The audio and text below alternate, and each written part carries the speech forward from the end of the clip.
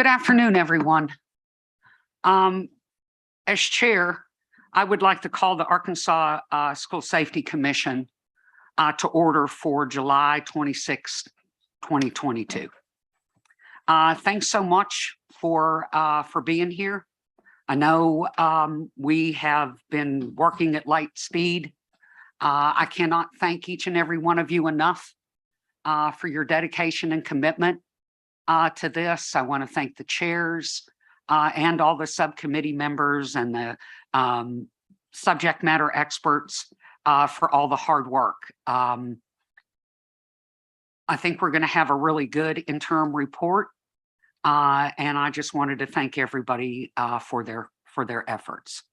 I also think we need to probably do the minutes first before I go into some of my what I call kitchen items. I'd move for approval of the minutes, Madam Chair. Did you get that, Angela? Any discussion? All in favor? Aye. Motion passes. Thank you. Okay, if you remember, it was, I think, not last time, but the time before, that we announced that there was an email account that was established for us to be able to have public input. And interestingly enough, that email address is publicinput@cji.edu. And we have received some comments there. So I do want to take a minute and at least go over one of these with you today. And I'm not going to share the person's name because I don't know if that's really appropriate to do. But they are recommending that we have copies of, or the layout maps of each school building posted in a variety of different places within the school so that they are available should law enforcement be in the school. Now, that's something that I know the floor plans are supposed to be, based on law, are supposed to be provided to first responders. However, you know, if they don't have that floor plan with them and they're in the school, I think this suggestion is worthy of us discussing a little bit more. You know, this came from public input email. And so basically, maybe we can at least agree to discuss this more, and maybe AJ's level, AJ's subcommittee, or Director Gary's subcommittee. Ms. Graham, were you trying to get a word in edgewise? No, we turn ours into the Office of Emergency. Could you pull your microphone down, please, I ma'am? think I know that by now. We turn ours into the Office of Emergency Management at their request, and then they disseminate it to the 911 center. And they've just send like little checks occasionally where if something happens and they dispatch, they can send the floor plan to each officer's car, I think is how it works. Does that sound about right? Okay. Yeah. And this suggestion is that they be actually posted within the school in various places, so that if for some odd reason they're not available, I think that this is something that we probably should, if there are no objections, discuss a little more thoroughly at a subcommittee meeting. Director Gary, you willing to take that one on? Yeah, I want to thank this person also for sending this recommendation. I also have gained a little bit more information about the big federal grants that I wanted to share with you. I say that, and then I'm going, okay, I need a couple more sheets of paper here. Oh, there it is, right under here. I was able to find an article that posted actually on the 22nd that kind of outlined things really, really well. Ask and you shall receive. So in this new federal legislation, there's going to be a big boost in school safety funding. And it's also going to be an impact on school mental health, which is both are really good things. So what is this? What kind of boost is it going to bring? Well, there's going to be 1 billion with a B, as in boy, additional funding added to Title IV.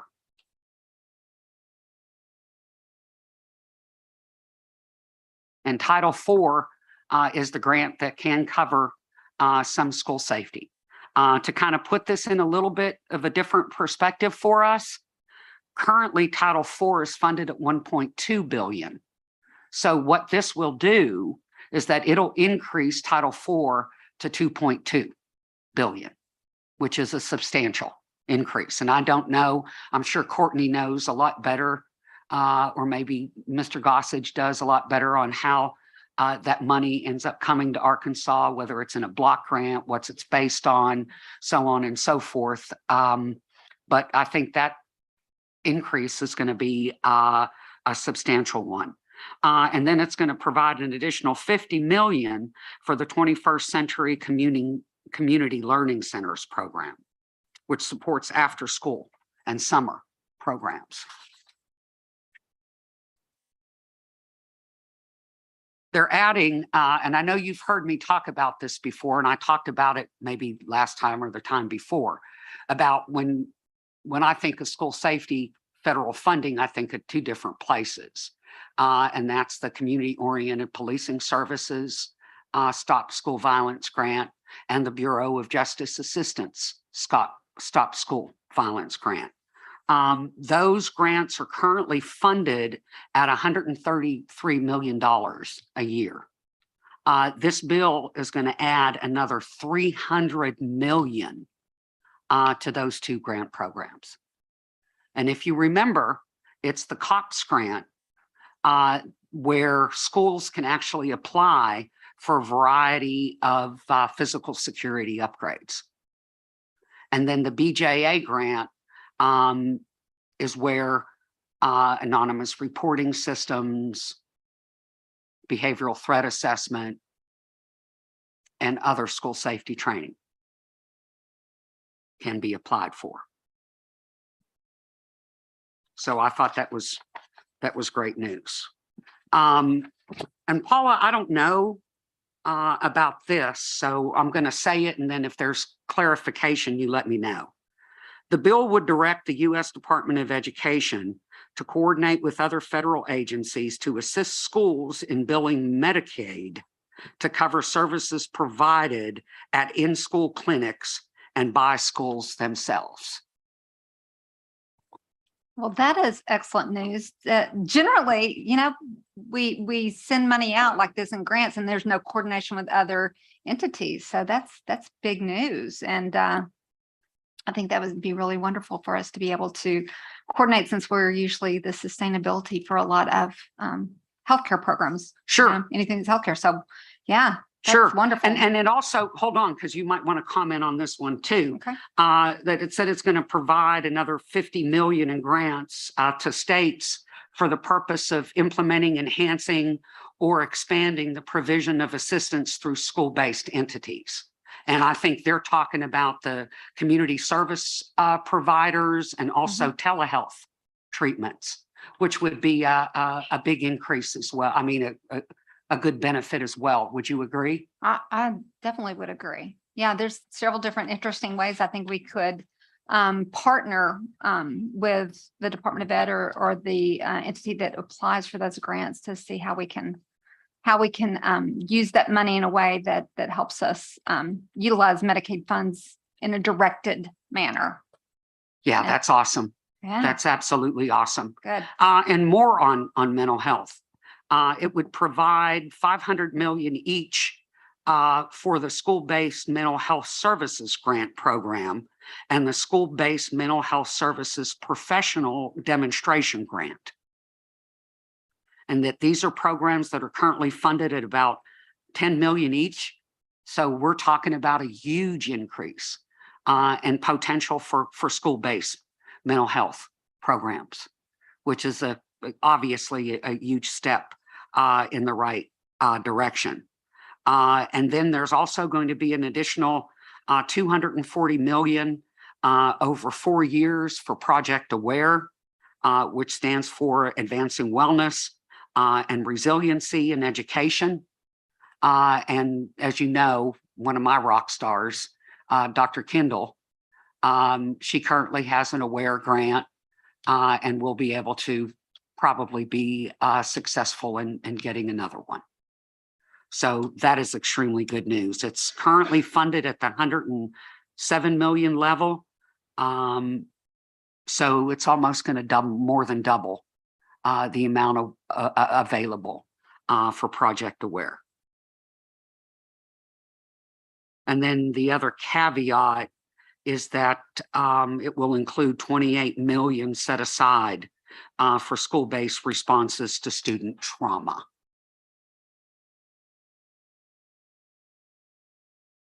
There's a lot going on in our mental health and prevention subcommittee. And this is going to be obviously some additional conversation. Dr. May. Yes, sir. Just so I'm clear, so some of these funds that are flowing, we're talking about, would they go to the district for the district to hire these mental health professionals, or how are we looking at that, the flow of that? I'm going to get angry with you. I'm kidding. I have no idea. Okay. Well, the reason I wonder is, you know, we're dealing with that right now. Pinnacle closed, and the school-based counseling services that we've been utilizing there are gone, and we're Yeah. scrambling, trying to figure out. And, you know, that happened a few years ago. We had a big provider that went out, and it's always such a struggle to try to. Yeah, and I don't know, Dr. Hopkins, who's going to be able to give us some additional info about what these different grant programs. I think the COPS programs and the BJA programs are the easiest ones, but it may be the Project Aware one.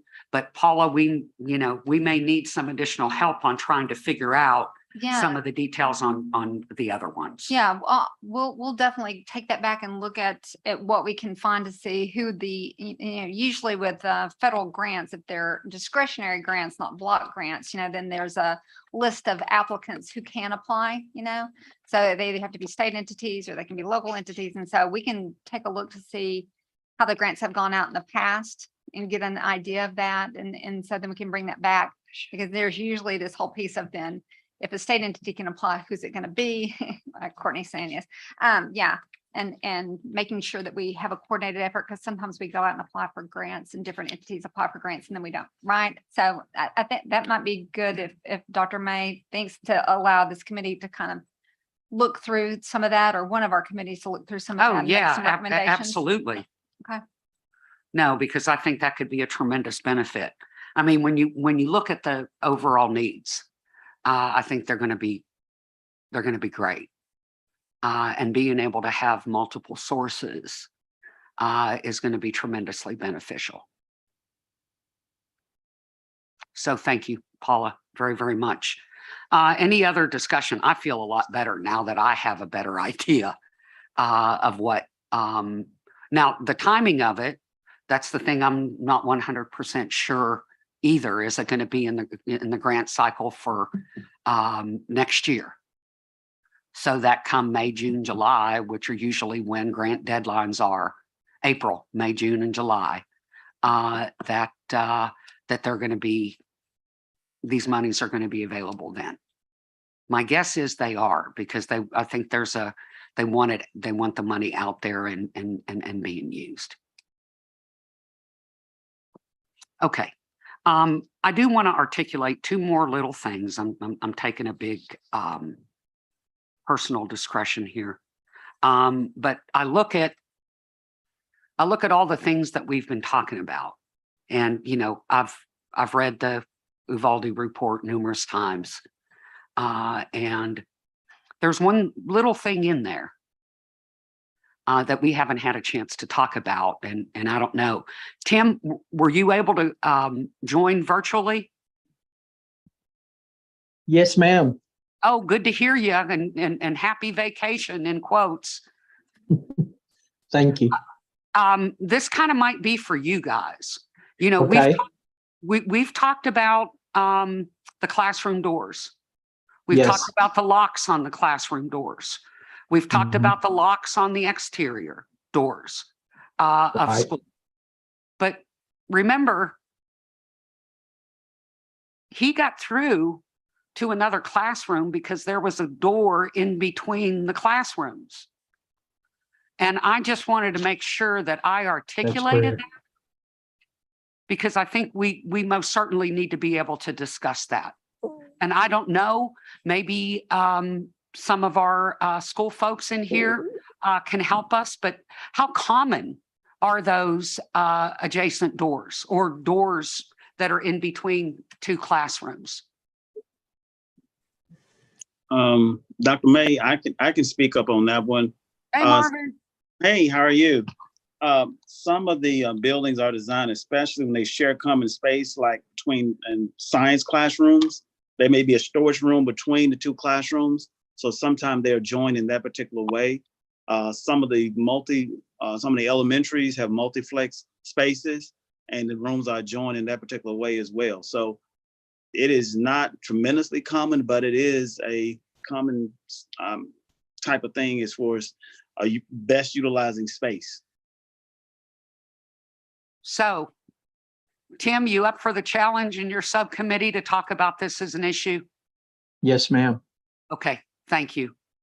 And then I guarantee you, last thing on my end. You know, we had, I want to call them kids, but they're not really kids. 3 early young adults. How's that? They're adolescents, but they're not really adolescents either. They're premature young adults, maybe is a better way to put it. They were extraordinary last time. And they impacted me tremendously. And I went back and I read the Evaldi report, from the legislature in Texas, and their candidness and their openness are tremendously appreciated. We can't learn from situations like this without them doing that. But the one thing that really struck me more so than anything else, and I'm going to read part of what I wrote to include in the introduction of our interim report, because I just felt so strongly about it. Just let me read this and then hopefully. Let me see. As with the original 2018 Arkansas School Safety Commission, we further emphasize the importance of all school districts, regardless of size, to implement comprehensive school safety strategies and ensure the layering of these actions, policies, and procedures. There is not one solution that, if implemented alone, will end the potential of violence in our schools. As indicated in the Robb Elementary shooting report, numerous systematic failures at the school and in the actions of the responding law enforcement personnel contributed to the school's lack of preparation for and response to a potential armed attacker on campus.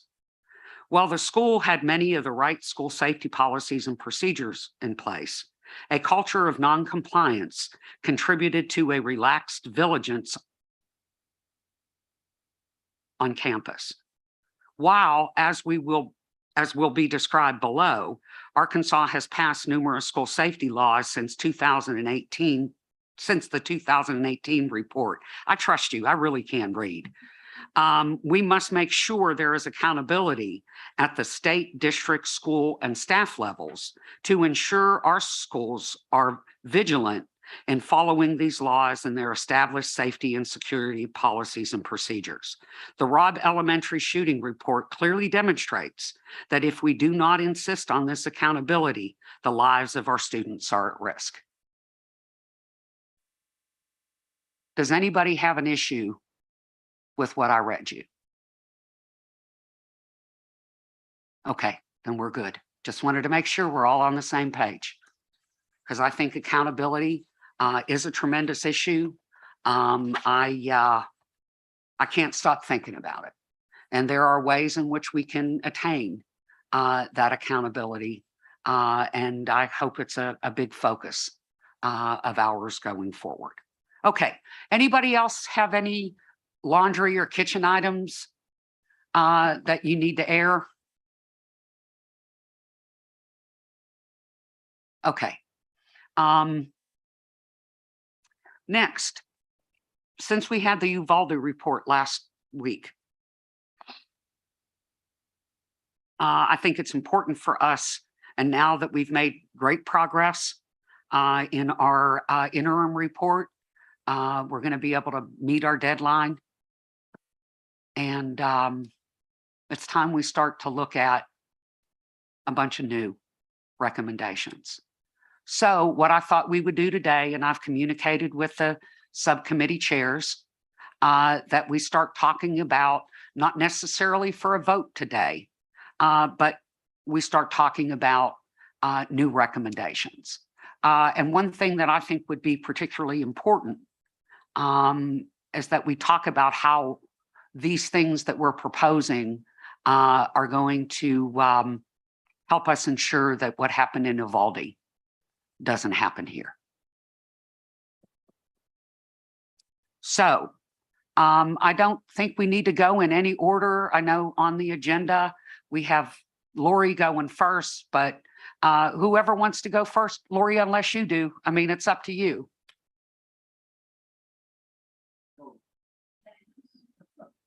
I don't want to force you.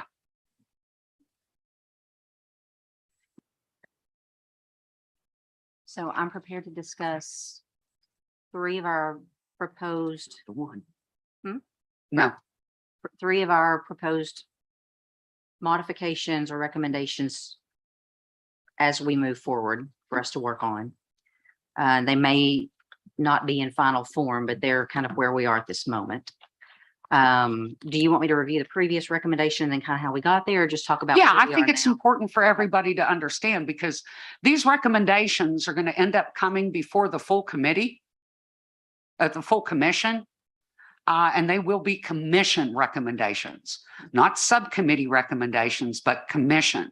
So as commission members, if you have any questions, or if you want to add any dialogue or comment or information to what's being discussed, the floor is open.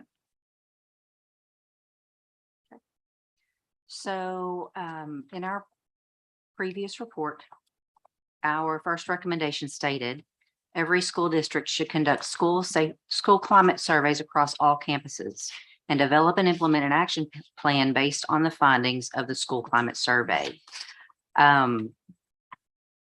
Because of Acts 620 and 648, those mandate that school safety surveys are conducted, the first being no later than August 1st of 2024.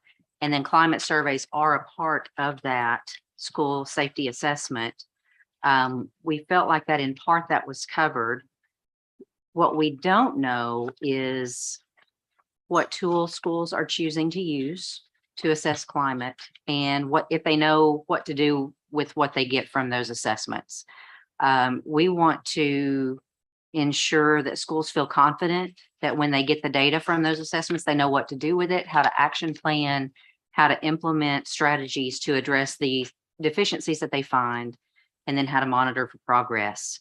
So we are proposing to revise that recommendation that DESE and the Arkansas Center for School Safety should work in collaboration to develop and provide training to schools on analysis of data and creating action plans to effectively address needs related to school climate. Because the emphasis is on the action plans. It's one thing to conduct the survey, but then to develop the action plans that go along with that. Right. Any discussion or thoughts about that? Crystal, what are your thoughts on that, ma'am?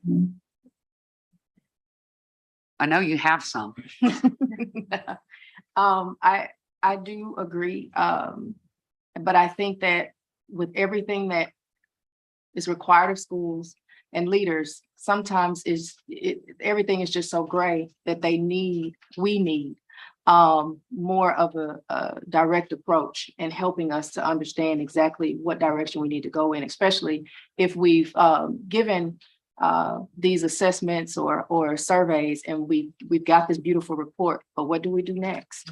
And I think that it should be a responsibility of and a concerted effort to help guide schools through that.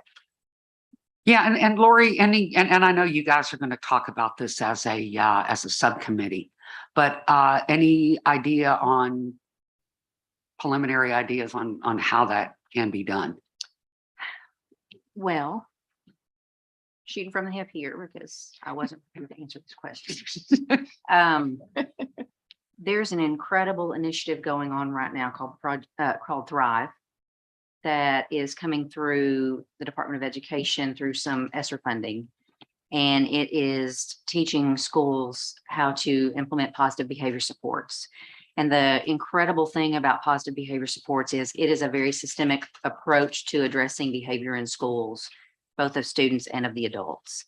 And as schools go through that process and in training the 3 tiers of interventions that are involved in PBS, this will fit right into that. And so for schools that are participating in Thrive and going through that training and implementing those principles, this will simply become part of what they're doing and will be a tool that hits this without them realizing that's really what they're doing. And so that would become a part of the Thrive curriculum is what I'm hearing you Yes. say. Yes, That's yeah. beautiful. Thrive schools will consistently address climate issues that are going on that impact student behavior and how to fix it, Right. as opposed to reacting and being punitive.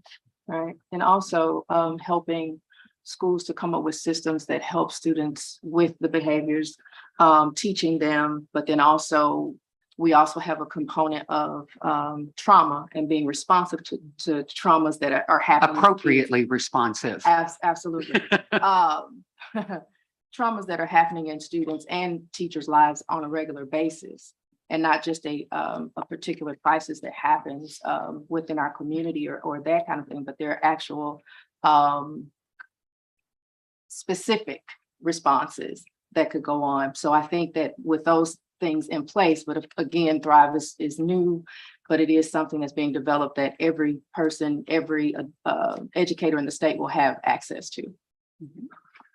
That's great. And you did a great job with not a softball question. My hat's off to you, madam.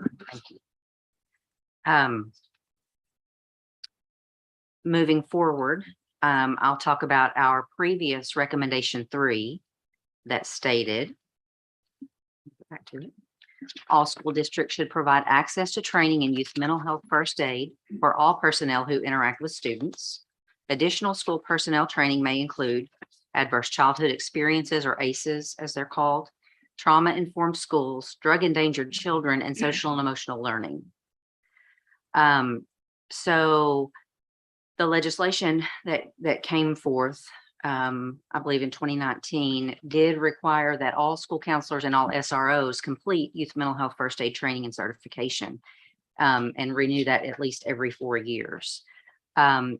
As we discussed this, and one of our SMEs was Scott Spainhour from Greenbrier Schools, and is such a passionate advocate for the mental health of his students and of his staff. And they have recognized the benefit of taking that and running with it and going many, many steps beyond what's required. And they've offered youth mental health first aid to many of their staff members. They have now got trainers within the district to continue that and make that sustainable, so that will continue and it doesn't depend on trainers from the outside. They can train new staff whenever they need to. We feel like that is an important piece of all of this. Last commission, after that, we worked on a 1-hour version of a training of just basic mental health awareness for all school staff, certified and classified. Thank you. I'm not a school person. Yeah, I get confused all the time. So that everyone, even, your custodial staff, your bus drivers, anybody that interacts with students could have some basic mental health awareness so that they could respond differently to kids. That is out there online, available. It's free. And For- it's for through the anyone. Arkansas Center for School Safety, I proudly say, Yes. arsafeschools.com. So we feel like that at minimum, that should be accessed by everybody that deals with children. But we also just really think that youth mental health first aid needs to go further than where it is now. So we have revised our recommendation 3 to state.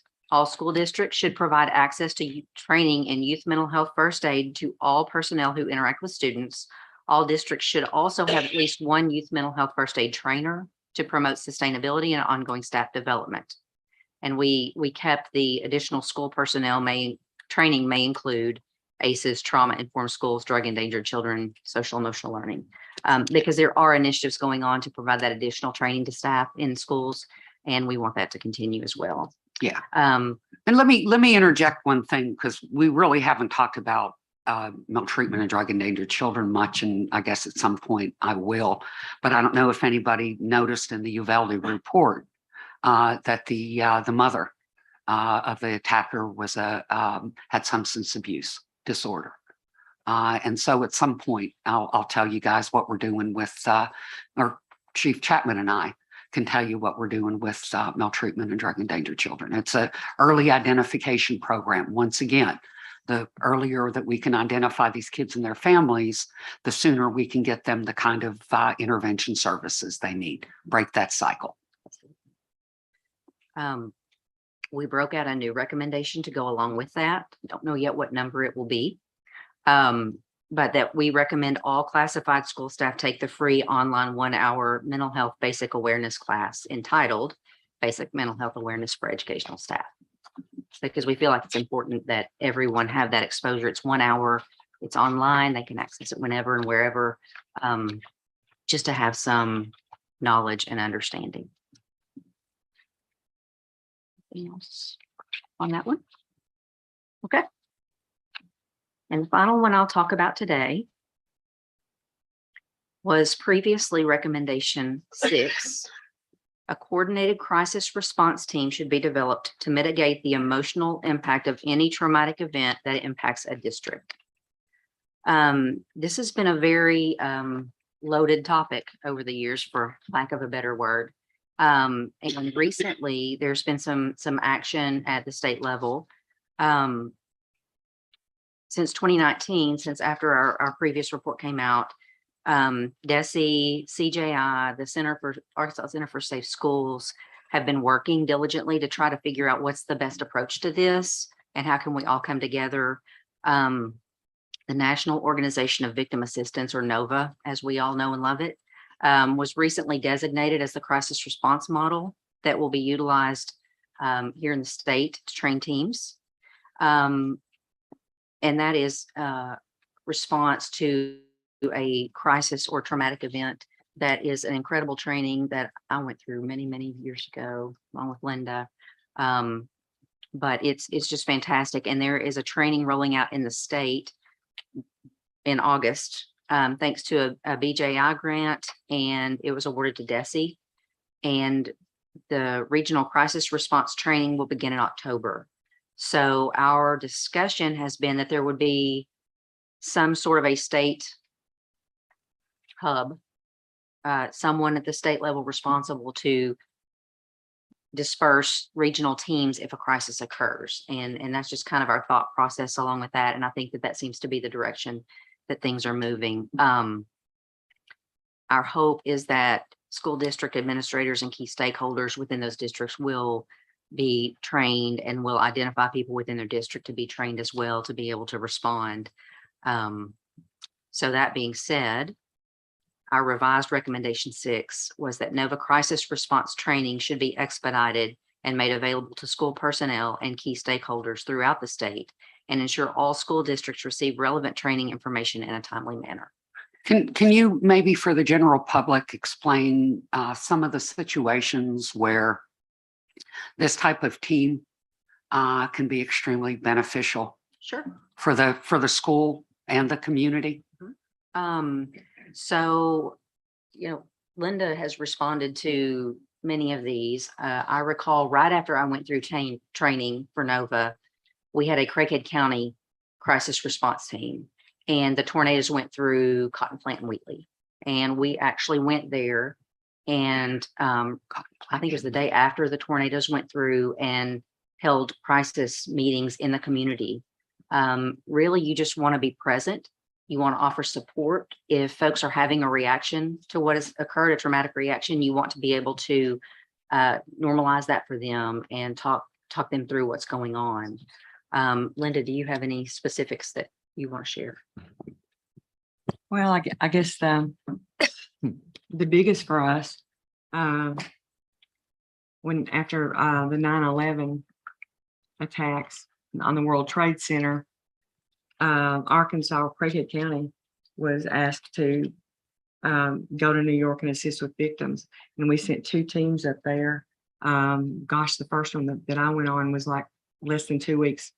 It was still burning when we were up there. And our main job was, Nova's pretty flexible about things. So they rolled out a new model, which was basically companioning for all the victims' families that came in.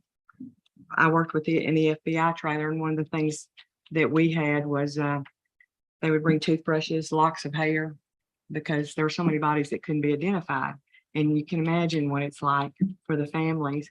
And then I was at the call center. They called us the call girls. I shouldn't have said that out loud, should I? Anyway, our job was, as they expedited, they expedited all the death certificates, which normally would have taken a long time, but they had to have that before families could access stuff.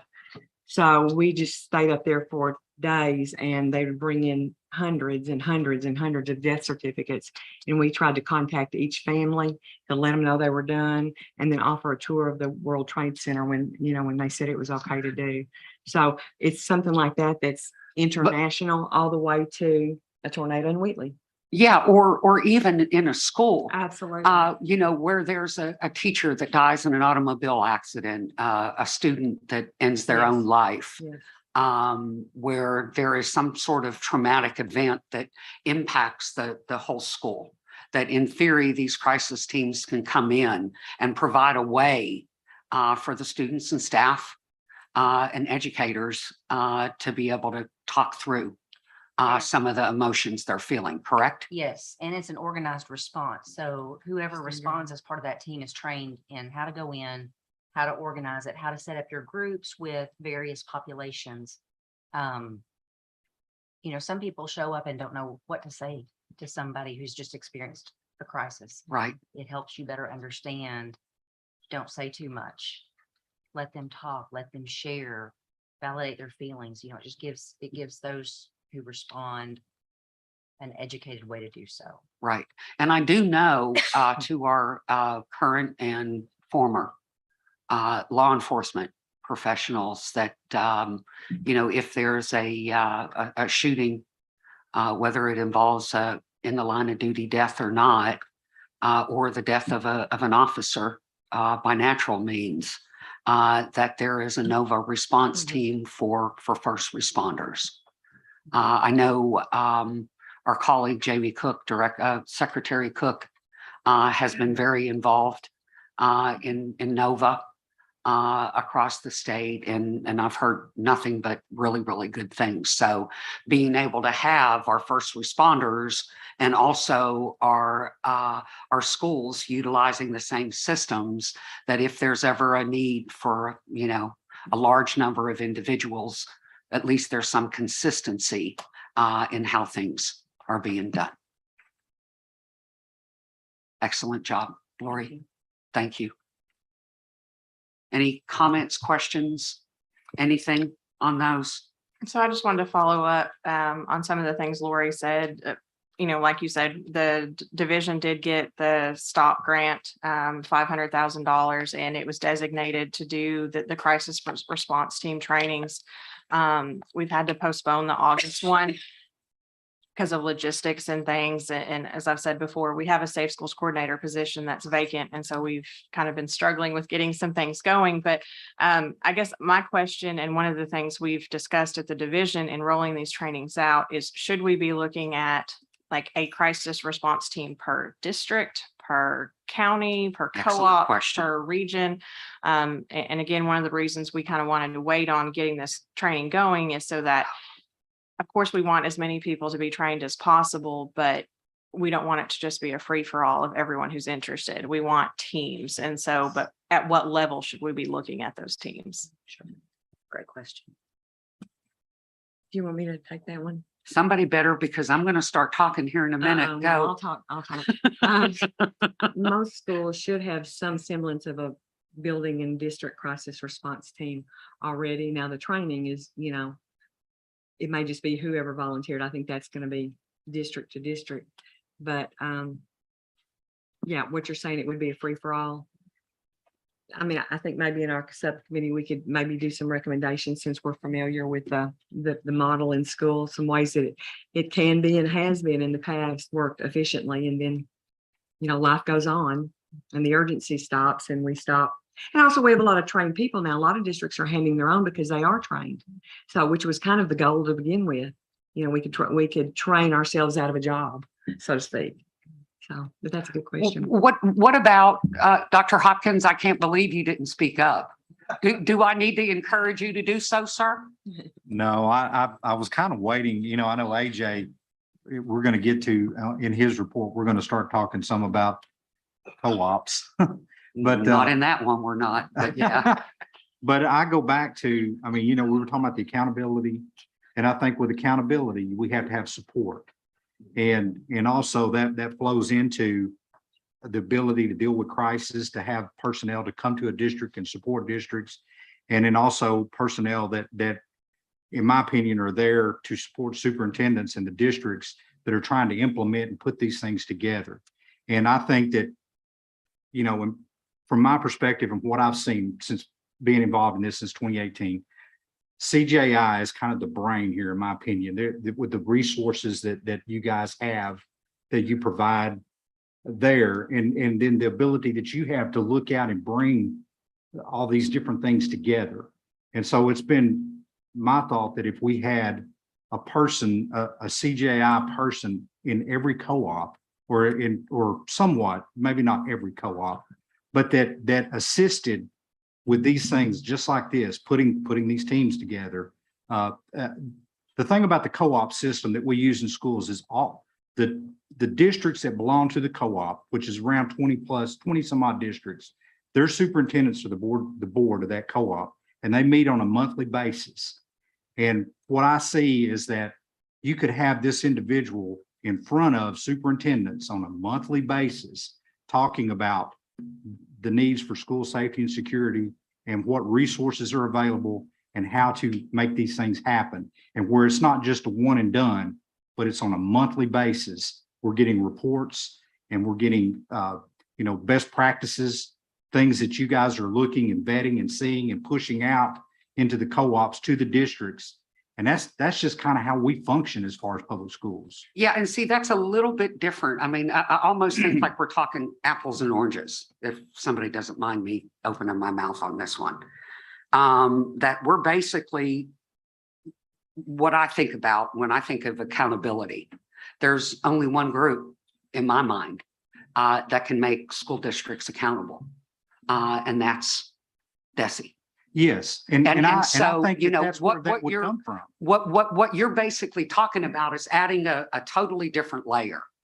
Well, you would have, to, you would have DESE as far as the accountability piece, in with whatever kind of structure that they would come up Right. with, as far as every other year, every third year, they would look Right. and audit this or that. But the support piece would be through CJI Right. into the co-ops. And thank you very much for that suggestion. And we try to work with the co-ops as much as possible. I guess the thing that kind of threw me off a little bit is the need to have a staff person at every co-op. Well, and That the can we reason I not say that, accomplish that in a, to still provide that kind of support, but without there being an actual person at each and every co-op. well, and the reason I say that though is, you're going to have 20 some odd districts in a co-op. And to me, that's a pretty good load. And then that one person would be involved in in the schools, you know, very personally involved, in my opinion, with those superintendents and in those schools, kind of going through checklists, looking at these things, making sure that these things are in place and providing support as far as helping them to put all this together. They Right, would not be the stick. They would be the person there right. supporting them. And then the state would come in and review and audit and see if all these things are coming together. But I also think that the state could also be critically important in support. And that's just me. I think we've got, you Well, I know, guess it's where you want to put your eggs, though. I mean, to Sure. me, the Department of Ed has got a lot of things that they're doing as far as schools. And to me, the focus in CJI is safety, security. And that's my vision, is that's where that would be, because that's your business. And Yeah. that would be channeled into those co-ops and directly those superintendents, somewhere it's by entity that's their job. yeah, That's all they focus on. Whereas sometimes I feel like things may get washed out if there's so many other things that they're responsible for.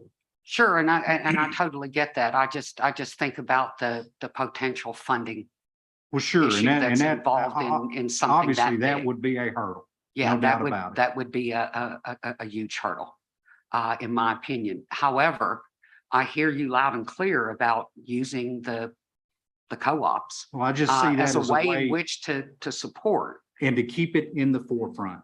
Not like 2018, we got together, we did all these things, and then Oh, no. thing kind of quietens down.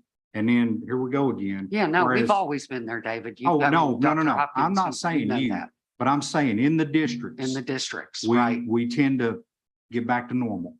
And if you had that person in that co-op that was constantly every month at those co-op meetings, reminding, you know, we've got this and this going on, CJI is offering these workshops and these things are happening, and just that conduit there to keep everybody engaged. Courtney, you trying to say something?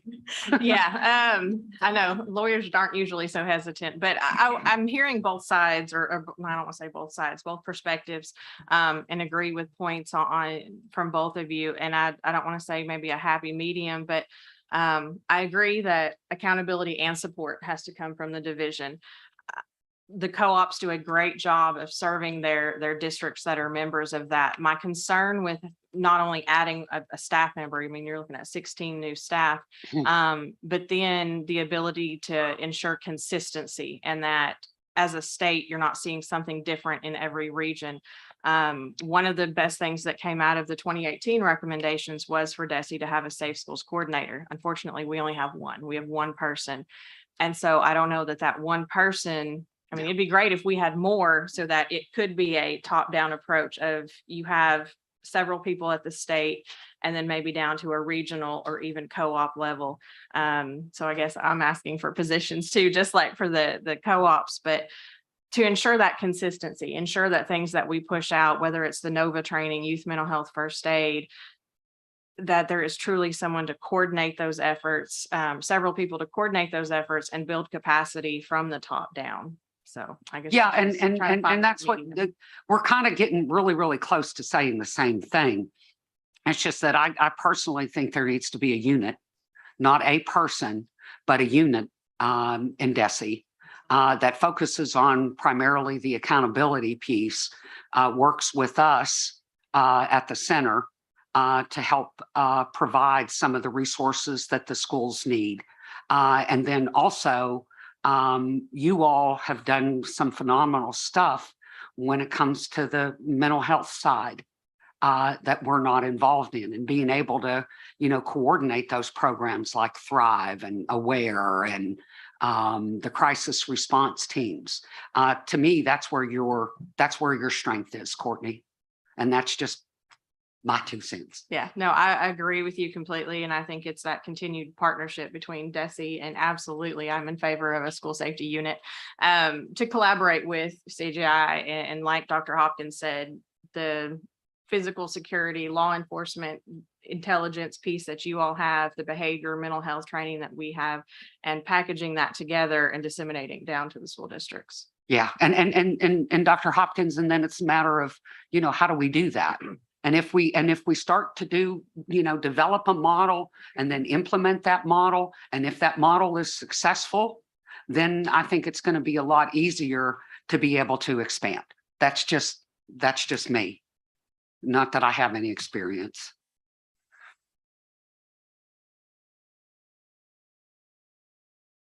Any further discussion on that issue? Okay, so have we finally finished with mental health and prevention? Yes. Ms. Poston? Yes, ma'am. Okay, who's going to go next? We can go down the list. We've got law enforcement and security. Sheriff Elder. Great job, Lori. I always hate following you. Great discussion as well. The frustrating part about a lot of our recommendations, no matter what subcommittee we're from, they boil down to dollars. And I'm just making a preface before I talk, but when we talk about the co-op idea or DESE or creating positions, if we're ever going to be in a position to try and push for more positions or involvement to try and better get these positive outcomes that we're recommending, I can't think of a better time to get it done than now, that we become a little bit more forceful in our approach as far as what we want the legislature to do. I don't think we're ever going to be in a better position than we are right now. Obviously, I'm referring to Uvalde and the terrible tragedy there. So anyway, everything boils down to money. And but some of our suggestions, as I segue into our law enforcement and security subcommittee report and our request, to me, there's a combination of money and common sense, but then it boils down to philosophy and how do we get to a point that we're all on the same page where we truly want security and for it to rate as high as our grading system on the education side of things. We can get there. I truly believe that, or I wouldn't be sitting here today. But otherwise it would just be a exercise in futility. And hopefully none of us feel that that's what this is. So as I go back to 2018 and our original recommendations, Doc, I mean, I think it's important that we talk about what we felt from this subcommittee back then. It still rings true today, and that is no campus should ever be without an armed presence at all times when staff and children are attending class or major extracurricular activity. Now, the at all times is an addition from this subcommittee that was not there last time. Felt that it was important that we remember that there are classrooms full, not just during the school hours, or of course extracurricular activities happen at all hours. The other part of this was that in this survey, we really wanted it to be clear what we meant as a subcommittee and as a commission as to what a campus was. Our intent then, as it is now, it's not about the overall campus. Like I went to school in West Fork, a small school. Would consider the West Fork campus, since it's all basically in one area of ground, to be the campus of West Fork schools.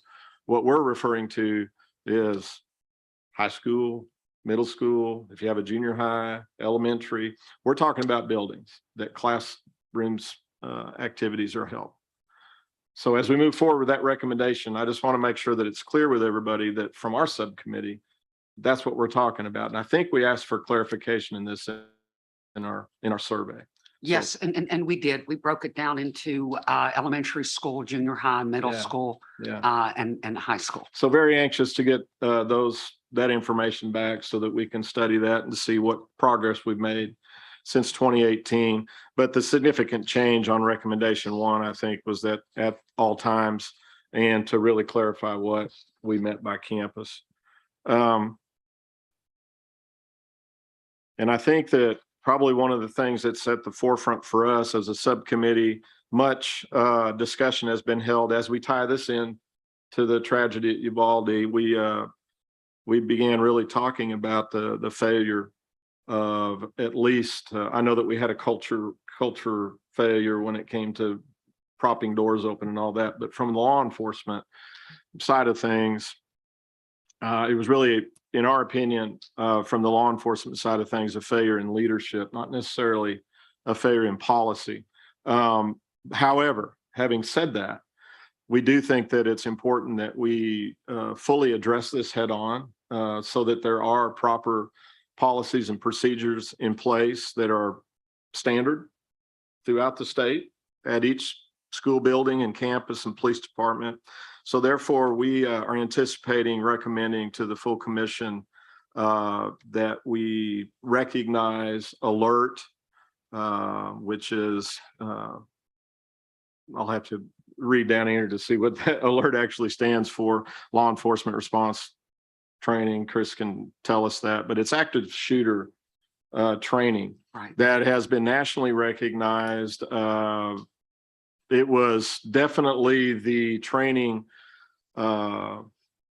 program for the state of Texas. However, it was not a mandatory training. It was kind of like us recommending something, and then we would surely recommend that you avail yourself to this training. I think that that's probably where we're at now. My personal preference would be that when we push this out, that it become a mandatory training regiment throughout the state, whereas we are going to be pushing that out in our academies, already are, Chris, if I remember right. But I feel like if we're really going to have consistency in our responses, we need consistency in our training of our law enforcement professionals, as well as our school staff and our CSSOs. But I think if we'll start at the level of our law enforcement training with ALERT, we're already at a point, I think, that we learned in our subcommittee meeting, there are over 400 trainers in the state of Arkansas right now. Is that right? That are certified to train. So we've got a leg up on this. I think that if we just make it as a firm recommendation, if not pushing legislation into making it a requirement for a specified training regiment to be conducted with all of law enforcement, not just SROs, but all law enforcement, Right. then I And- think we'll make headway. And the advantages, one of the things that obviously sticks out is that with ALERT, it's immediate to neutralize the threat. And then also they all have their command procedures. I think that's important to note, in that we've had a lot of dialogue, haven't we, about incident Yeah. command, about the command structure, how do we respond? Well, ALERT's process, and I may hand this off to Chris, because I think that what I'd like for him to discuss in front of everybody is when we talk about control of the situation, about going in and stopping the shooting, there are certain training regiments that do discuss incident command as it pertains to an active shooting incident. So Chris, would you take that and address that as far as who's in charge? So the greatest value that we see from the ALERT program is one, it's not just touching law enforcement. Okay, the overall ALERT program addresses the law enforcement and immediate response component. And in that training component, it covers incident command, command control, tactical aspects, covers a very broad perspective of what needs to be done in an active shooter or mass casualty event. And I may refer to it as an active attack instead of an active shooter, because we see a lot of different components in these attacks now. Secondarily, it covers the civilian training. So ALERT provides for a civilian training component where we can come out, teach the staff members, teachers, administrators on how they should respond to the event while law enforcement is getting on scene, and how they respond during and after. The third component that is just critical is the integrated response, how we save lives after we stop the killing. Right. So once we address the shooter or the attacker, how do we immediately start saving lives, bringing in EMS, fire? There is a casualty care component, self-aid buddy aid component to ALERT. So it's not just focused on law enforcement. It's very broad in its training platform, which we believe will benefit everyone in the state. And it's not just their schools, but at different levels, we could teach this everywhere. save lives. Would you talk about the handoff of control of the scene? Yeah, absolutely. So, incident command, the concept, and Bill, you're as familiar with this as anybody in the room, AJ. That first responding officer, he's got command and control until the next guy gets there with more experience and the ability to control the situation. We obviously identified that as a failure, leadership failure in Uvalde. No one ever really stepped up to the plate and took control of that from a leadership standpoint. And we believe, based on what we heard from our subject matter expert with Alert, that incident command was never truly set up at Uvalde. But that initial officer has command and control to be able to make those decisions. Alert teaches that level of confidence in those responding officers. They have command of that until the next person gets there. They're not the person you want in control. Okay, they're dealing with the shooter, with the attacker. Obviously, you want that command and control to be set up as a secondary position outside where they can push resources and additional officers and really see the overall picture. But again, Alert touches on that and teaches those concepts, so we all have a clear understanding of how to respond. Thank you. Any questions for Chris along those lines? Well done. Thank you, Chris. And probably drifting back to my first comments about the ability to more efficiently, since that seems to be the topic of a lot of these discussions, that, more and more mandates are made or suggestions, but they all cost money. And I think that we have seen a significant increase in the use of our CSSO programs since 2018. Yes, ma'am.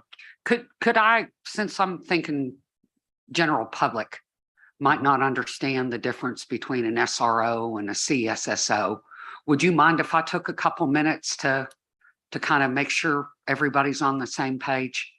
Not at all, please. The 551 and 622, if I'm not 620, acts in 2021. Defined a school resource officer as a sworn law enforcement officer in the school during the instructional day. So any sworn law enforcement, whether they part-time or full-time or auxiliary, and they're in a school, are considered to be SROs. So that's not only the law enforcement that comes from local and county agencies, but it's also law enforcement that's on campus if they have an institutional police department. So the institutional police department folks are also considered school resource officers. Now, commissioned school security officers are a slightly different situation. They can be one of two things. They can be private security being armed. They go through a program, and you guys have a great description of it in the interim report at 60 hours and what it all entails. And then they also have to go through 24 hours of training every year. Then the other side of the CSSO is whether it's a staff person at the school. It could be a custodian. It could be a teacher. It could be a, goodness gracious, coach, that they go through the same program. And their primary goal on CSSOs is that if there is an intruder, a shooting event at the school, that they're there to respond. Superintendent Hopkins, did I miss anything? No, ma'am, I think you're right on. Okay, so that's kind of the difference between all of those. I'm sorry. No, I think it was great. Oftentimes we assume that everybody's been through Yes. this process and understands. So thank you for taking the time to do that. David, was the CSSO program, am I correct, authorized through legislation 2015, or at least the parameters were clearly drawn out? Yes, yes, Okay. and it was handed over to state police. State police are, they're responsible for the training and certification of that group of folks. But I suppose where we keep coming back to this, and I'm very anxious to get the most recent survey results back to see how that program has increased throughout the state. And I think I'm guardedly optimistic that we're going to be pleased, at least I am, with the increase in that program. What we would like to see go out is, since we continually talk about the significant cost, things that are prohibitive of us actually achieving real security in our schools, is to look at ways to create a hybrid programs. And we keep referring to Clarksville. We've got other districts that do very good job as well, but I just happen to know David and have followed their program for years. And I know that it's done right, and they go above and beyond what Dr. May described to you. So when we talk about a CSSO program, we think that it would really be a viable option, statewide, if we could get this message out, that if it is truly a financial issue that keeps you as a school district from actually being secure, then these are great options, because you'll not only have an SRO presence in the model that I'm speaking of, you'll have SRO, you'll have CSSOs, you'll have mandatory continued training where the people that are going to be responding are together and know how to respond together to an incident. Now, as we refer back to Uvalde, all the failures that were present, but I've been asked to kind of tie these into how would these recommendations have prevented, or at least had better outcomes. We believe that had there been, I'm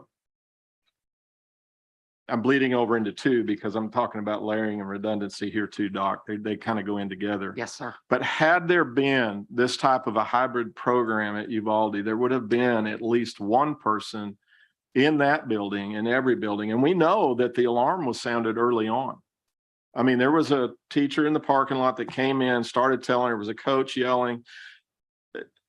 Had there been one, or in David's model where there's 2, 3, 4, our thought is that threat could have been stopped at the door or in the hallway, or at least before they got into a classroom. And I know this doesn't resonate with everybody, but when we talk about true security, I think we have to talk about how do we bring that about. We certainly do it with physical security, with the building, the glass, the doors. But if we cannot get to a point to where we meet resistance with resistance immediately and with great training like Alert, we are fighting a losing battle. This is going to continue to occur, and Arkansas is not immune, as we know. And shame on us if we cannot get this message out to the right people to make this type of a program become a reality. And I know I'm 43 years law enforcement, but I'm a father of 3, a grandfather of 7. And this is very important to me. I'm passionate about this. And so I rambled a lot, and I don't even know if you have a clear picture of what we're recommending, but But I we hope will. if nothing else, you know that I mean it when I say it. Yeah, absolutely. Hey, Doc, probably the last thing, low hanging fruit. We've talked a lot, or at least some, about the inability of those that did respond, or at least the perceived inability of those that responded in Uvalde to breach the door that we found out later on was unlocked. But so we've talked about go bags. And so that's something that we haven't fully put material ideas behind, because we're waiting on a response from the survey as well. But we believe that would be a good recommendation and or a funded situation going forward. Thank you. Thank you, Sheriff, very, very much. How about Tim? Are you on, Director Kane? Yes, Madam Chair. Would you go ahead and provide a couple of recommendations? Yes, ma'am. The physical security subcommittee has talked about quite a few recommendations, and it was difficult getting those down to 3 for today's meeting. Most of our discussion has been about securing external and classroom doors. So that's what all 3 of these are going to focus on. And there's still other recommendations that deal with that topic that we'll discuss in the future. But the number one recommendation we had out of that physical security subcommittee is that all external doors to school buildings must remain closed and locked during school hours. And if we look at the Uvalde report, the intruder was able to enter in an exterior door that was not secured. Also in the report, there is evidence of a culture where doors were propped open often. So our thinking is if they can't get into the building through a normal means, it's going to lower the probability and it's going to buy more time for the authorized personnel to get there. So that's our first recommendation. The second one is similar to that, and that's that all classroom doors to school buildings must remain closed and locked during school hours. Again, going back to the Uvalde report, the intruder was able to enter in a door, one of the classroom doors. And as you brought up earlier, Dr. May, and we'll look into this, was able to go into an adjacent door as well. So we believe if these 2 things are done, it's going to lower the probability of a future attack in the state, and will make our students and teachers safer. The third recommendation we came up with. Hey, Tim, could you pause for maybe a second, please? Sure. What are you guys thinking about the door lock issues? Dr. John? May, when I saw the videos from Uvalde, he passed by every closed door. He went to an open door. If the doors were closed and locked, maybe he never would have got in. Yep. I was reviewing the Parkland report the other day, and the shooter there, he shot in through open classrooms and through windows and doors. If he couldn't see the targets, he didn't shoot into those rooms. So those kids that were behind locked doors and out of sight were safe in Parkland also. I think that's the simplest, quickest, cheapest, maybe most effective method we can implement immediately in every school in the state.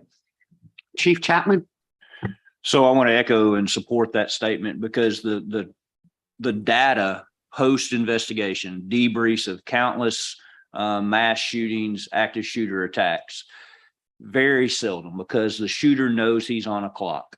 So very seldom do you see them fight through a locked door, unless it's a domestic situation and there's a specific target behind that door, but they want access to the victims and they know they have a very short amount of time. So the data truly supports locking the doors. Hundreds of debriefs, countless active shooter events where we dove into and really looked at the data. That is one of the things that we can teach, one of the simplest things we can teach, and probably one of the most inexpensive things that we can accomplish. So, you know, one of the things I think we need to keep in mind too is that there are a lot of things on the market now to help schools lock doors. and my concern is, and it was brought about at Uvalde, the fact that they thought the door had been locked.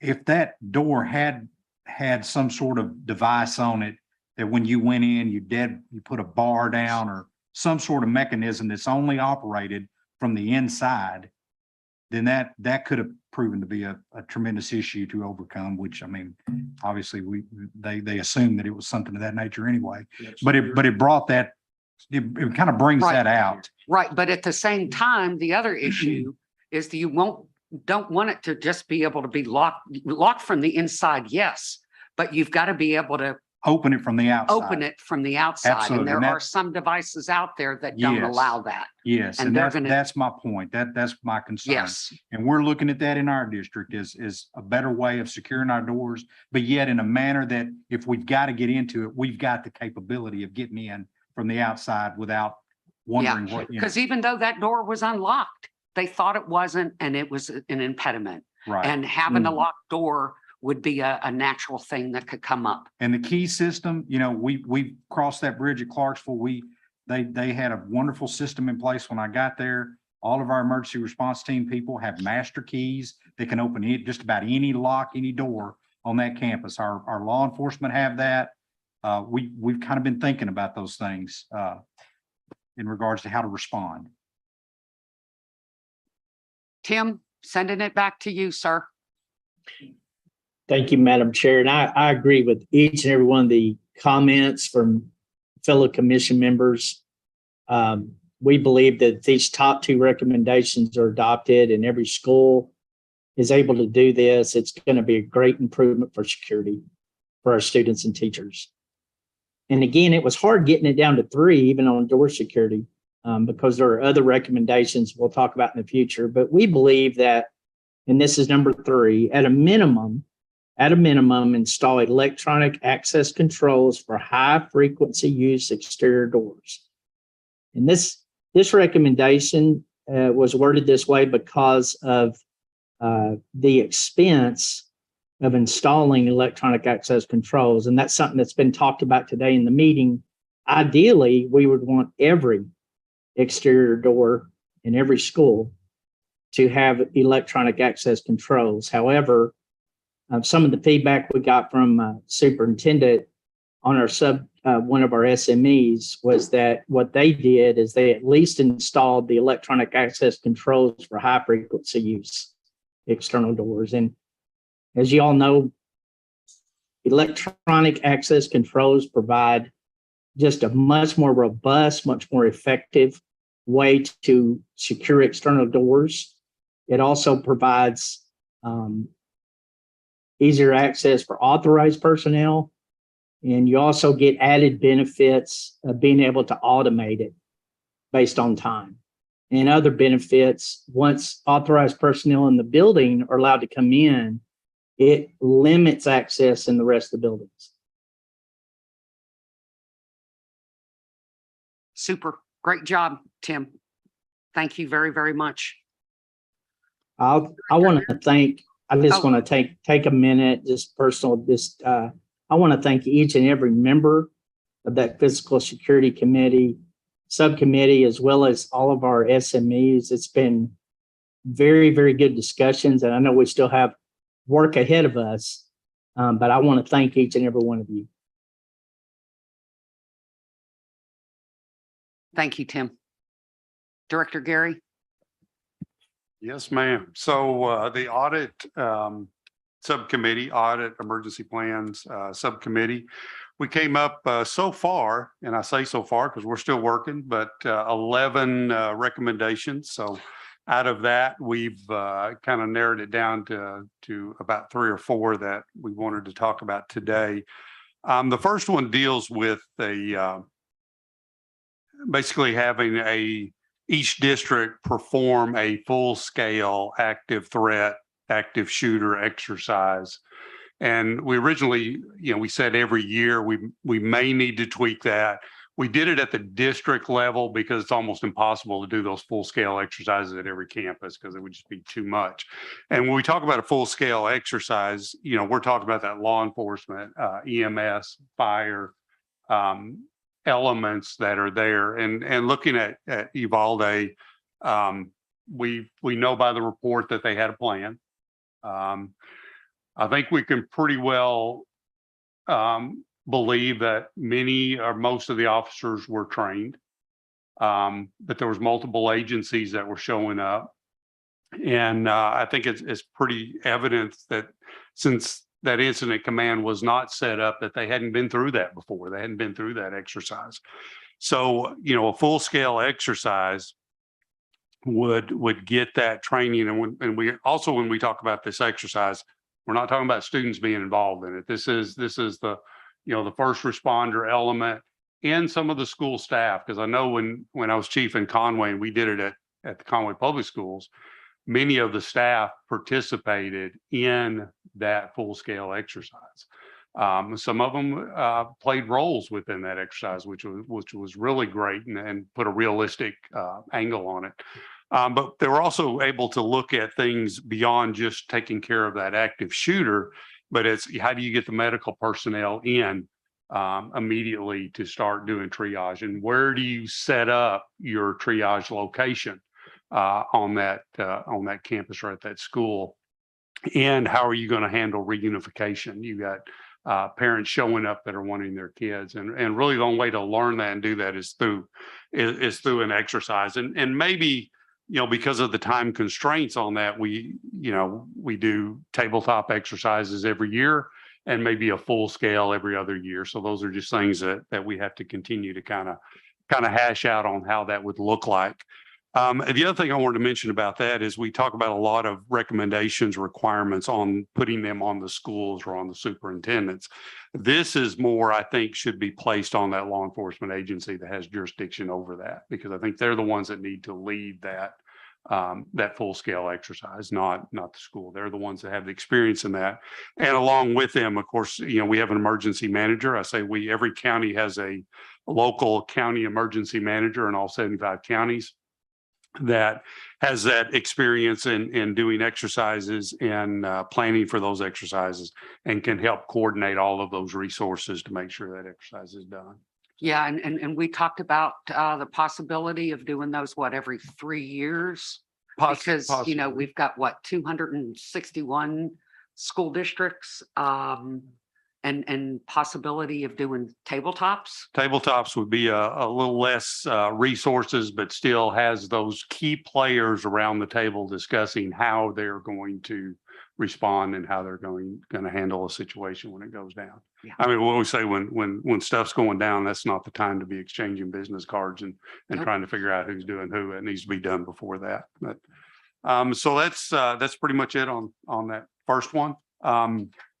The second one I'll touch briefly on because we've discussed it, and that is basically having a trained, I'm going to call him a director of security, and I'll get into why I'm using that title, but at the Department of Ed that is working with those school districts with a security focus. David was talking about co-ops, but wherever that winds up being, having that team or that person, facilitating that and making sure that is being accomplished. I called it a director of security position because I think we need to really emphasize that whatever that title is, that this is a high level position within the Department of Ed. I say that based on my experience in being director of security in the private industry. I answer directly to the vice president and the CEO of the company.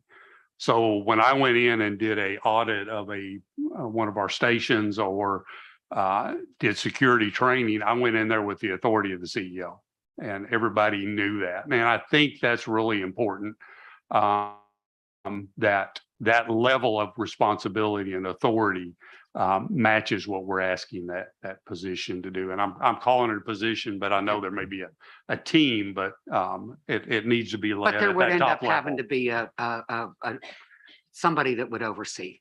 Right. So any questions on that? I know we covered a lot of that earlier.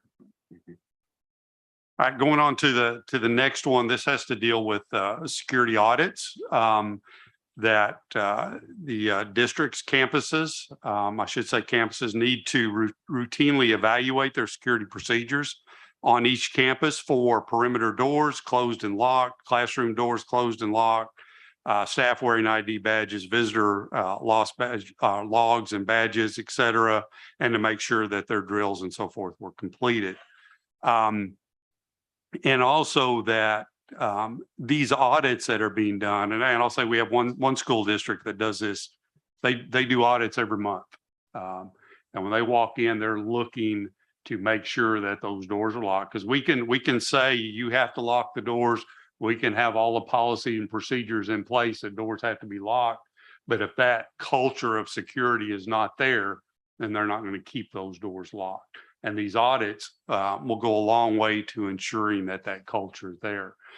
We also have in there that those security audits are part of that school superintendent's evaluation, annual evaluation. again, that builds that culture of security. If people know that they're responsible, and that it's going to impact, their evaluation. One school district that does these, audits on a monthly basis, one of the questions I asked him was, have you found that, they don't know when you're going, but they know you're going to be there. So do they do their own self audits to make sure that you don't find anything when you show up? And he said, absolutely. And I think that's an example of that culture of security, that it's in them, it's bred into them, and they know what they're looking for. So, any questions on that one? And then last one, I know I did 4. You asked for 3, but I always got That's to be okay. different, so I did 4. The last one I'll be real quick on, but I mentioned emergency managers, local emergency managers earlier, and they vary across the state. We have some counties that are full-time emergency managers in those counties, and we've got some that are part-time. In other words, they have other job duties besides emergency management. We're putting a lot onto that county emergency manager if we're asking them to work with the schools on plans, work with the schools on exercises, et cetera. So one recommendation that we have on our list, we've talked a little bit about, we're going to talk more about, is a recommendation / requirement that every county have a full-time qualified and dedicated emergency manager to be able to have the time and the qualifications to do all the things that we're asking them to do. So, Great. Any comments or? subcommittee, did I leave anything out that y'all want to touch on? Feel free. I just want to mention that we talked a lot about the difference between assessments and audits, and that maybe the general public's not necessarily aware of a difference in Yeah, those. sometimes I think we got confused too. So could we clarify that to some degree for the people listening that might be wanting these recommendations to act on them real soon, because the school year starting next month. So, I mean, in my opinion, you tell me if I'm wrong, Director Gary, but I look at the audits as kind of like a daily checking your oil, checking your tires on the car or something. And then maybe the assessment as what you do annually, take it in and have a mechanic look it over or something. The assessment is to make sure, or to test and see if the policies are really put in place. But the audit's just a routine, just almost like a daily check of something, or monthly. A routine. Routine, yes, A ma'am. routine check. Yeah, I think so. The only thing I'll add on the assessments, I think that's probably a deeper dive into, where's the vulnerability at? You might think you have everything, you got everything covered, and then, you do your team, you're going around and you're assessing things and you find something you didn't realize. And then after that, then you add that to your audit list and you start auditing. But I think that's a great example. Yeah, Thank you. we actually, I think, kind of made it a little bit complicated for ourselves when we did that legislation. And we called it a comprehensive school safety audit instead of an assessment. Dr. Dunn. You mentioned that the exercises would not include students, correct? And I just think from a, just in clarifying that, making sure that's clear in the way that the recommendation is worded, because if I were just reading this, I would have assumed students were involved in that. And I think, and y'all correct me wrong, but your lockdown drills that you have, students are part of that. Correct. But what we're talking about done during the off school time for, again, the focus is really on those first responders that everybody knows what to do when they get there. yeah, I was just thinking as a, if I were reading this completely. Absolutely. out of We also, context. just like audits and assessments, Yeah. we talked about, we need to clarify what we mean by drills, exercises. So absolutely right. Correct. Great job, Director Gary. Chief Chapman, last and definitely not least. I feel like I'm under pressure to get it done very quickly. No. Nobody said anything. I hear you. Thank you, ma'am. So I'll start by saying that all of ours are new recommendations. Our current recommendations, there needs to be some clarity that we hope to see with the survey questions, the new survey. So we're going to focus on three three recommendations and then touch on just very quickly on a fourth. And we focused our recommendations around the Uvalde report. It was very easy for us to establish these recommendations based on that report. And three things that really stood out is one, communication breakdown. I mean, it was obvious there were just multiple failures in communication. Two, that there were warning signs that this young man was going to commit a violent act, not only at the school level, but in the community. I mean, it was very evident if somebody had been tracking this young man, if suspicious activity reports had been actually turned in, see something, say something, we might have been able to get a handle on that before. And then the third thing is his social media footprint was huge. And there were a lot of missed clues in the social media platforms. So the three recommendations that we came up with: one, school districts should develop a layered two-way communication access between staff members and administrative staff. And this has to be various platforms. And the communication has to be both ways, not just administration down, but from the teacher and staff up. And we noted that there were just a number of failures in Uvalde with this. They had it all mapped out. It looked really good on paper, but when they put the plan in play, it failed. They had a application, a Raptor alert system, but because Wi-Fi was limited, teachers didn't carry all their cell phones, it failed. There was problems with the intercom system. Thank you. And the most basic way to push information out seemed to get lost in translation, and that didn't get done in a timely fashion. Radios, you had the teacher on the playground see the shooter jump the fence with a rifle and a backpack, gets on the radio, but it was delayed. That communication was again delayed. So we recommend that there be a layered process. We've used that word quite a bit, but that communication, pushing information up and down the chain, has to be through multiple platforms to ensure that communication is gone. This morning, the committee reviewed, we just pulled page after page of failures in these three areas from the Uvalde report. And we've kind of put it together in a hurry, but these three recommendations are very valid. So recommendation number 2, law enforcement. Now, Bill and I went back and forth on the wording on this, so this is rather long and probably not the way it ends up, but it was, but the more I typed, the longer it got. So we are highly encouraging that law enforcement should consider implementing very proactive monitoring, intelligence gathering processes of potential active shooters or active attackers. Once those suspicious activity reports come in, we need to have the ability to track them. That is a law enforcement function. We can't expect the schools to be able to do all that by themselves. So as these individuals hit our radar, we have to be able to monitor their social media platforms. That will require law enforcement to develop intelligence specialists and some of those capabilities, but that burden should be on us. It should be. We shouldn't ask the schools to do that. But we also need to work closely with our firearm distributors. Obviously, there were some red flags. He purchased 2 rifles in a 3-day period of time, 60 magazines, an optic scope, over 2,000 rounds in a very short period of time. Legislation in Texas requires that they report multiple handgun purchases, but not multiple assault rifle purchases. So we need to do some work there, whether that's legislatively or just at the local law enforcement level, to improve our proactive intelligence gathering capabilities. So that was recommendation 2. And we will word that a little differently to make it a little more clear, but it's going to be an important aspect moving forward. Our third recommendation, and Marvin, I think when we had our subject matter expert presentation on the ability of Little Rock School District to monitor and key in on their social media platforms and the success that we saw being done at the Little Rock School District, I think that helped us with this recommendation. And again, it ties into Uvalde just perfectly, because his social media platform, our footprint was just huge.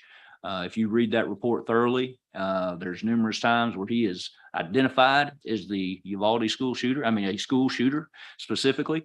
But our recommendation would be that law enforcement as well as school districts develop capabilities to monitor social media outlets as it relates to threats or triggering phrases used by potential active attack suspects. And if you remember, the Little Rock School District system has the capability to key in on phrases and really target in on what is being pushed across their different social media platforms. And we think that's very important to gather information. Yes, ma'am.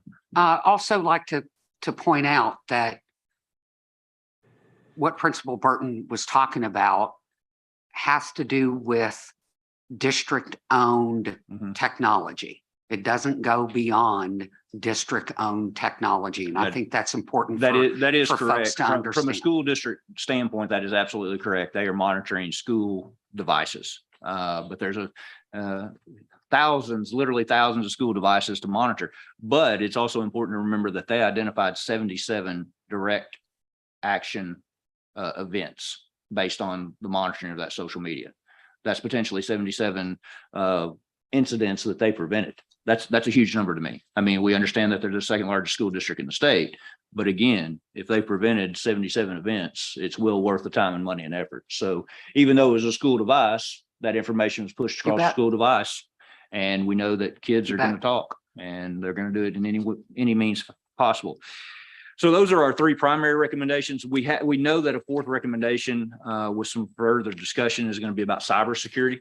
We know that that recommendation is coming. It doesn't necessarily tie back to the Uvalde report like we were trying to want to accomplish today, but the committee will have a recommendation in relation to cybersecurity. Probably several of them. Probably several of them. I know we're waiting on some surveys to come Yeah. back to really hone in on that, but Oh, what a great segue. there you go, ma'am. Great report. Set it up perfect for you. You most certainly did. The survey went out. 99 questions. We'll see how quickly we can get the results. The UA Little Rock Survey Research Center, they are going to try to get me a preliminary report with whatever info has come in by the 4th of August, so that we have some additional some info relatively early on. And then we will most certainly have a much deeper dive analysis and information that we can use to include in our final report. I want to thank you all. I want to thank Secretary Key. It actually went out through an email from him. So very, very grateful for that. We seem to think about how we're going to go forward. Courtney and I had a real quick discussion before the beginning of the meeting. And we talked about, the students impacted all of us. There's not one of you that I haven't talked to. We need to hear from our parents. We need to hear from a parent group.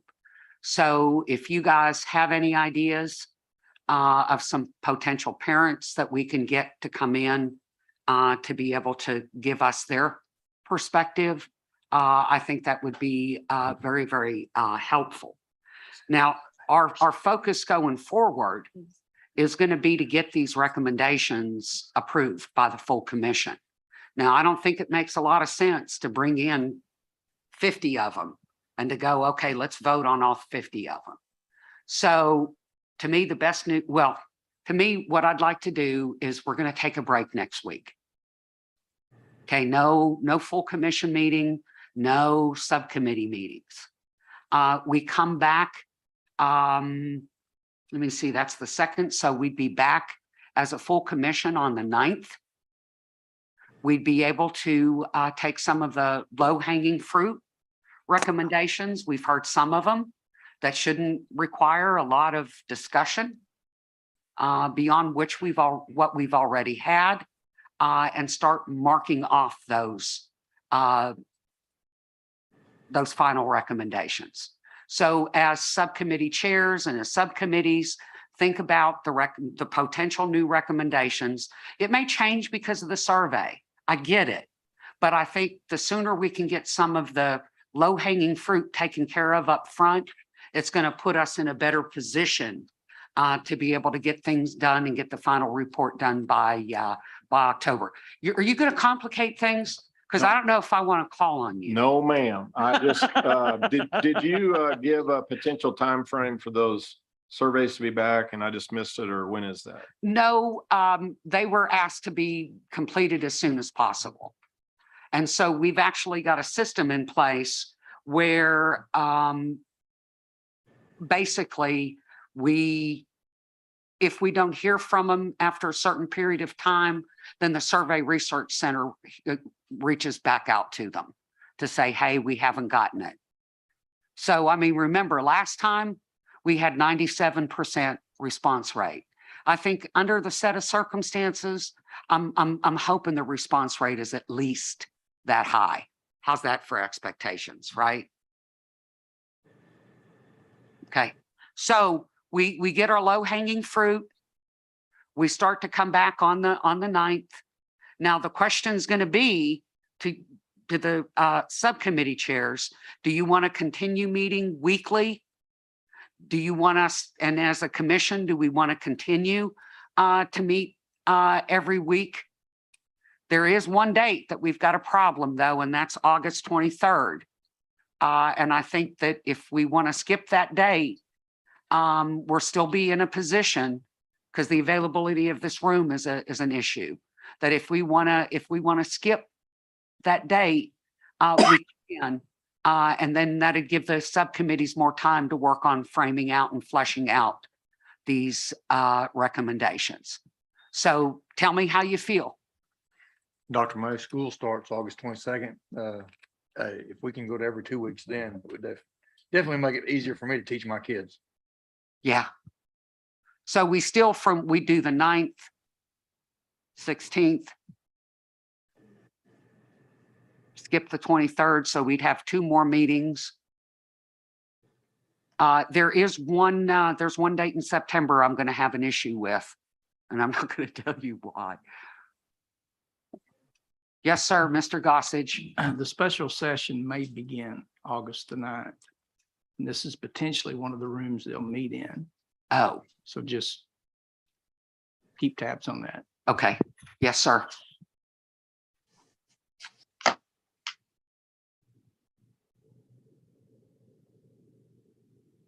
So we meet potentially on the 9th and the 16th.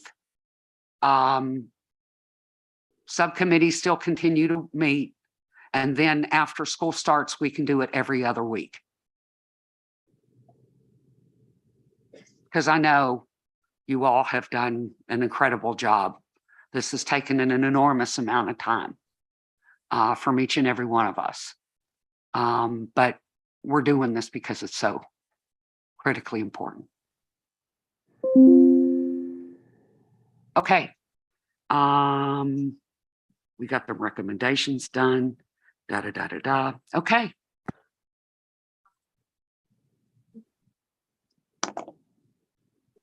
Okay, the most important.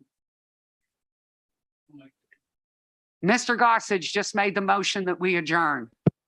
Second. Oh, Bill. All in favor? Aye, aye, aye. Aye. Okay, y'all. Have a good break next week. Take care.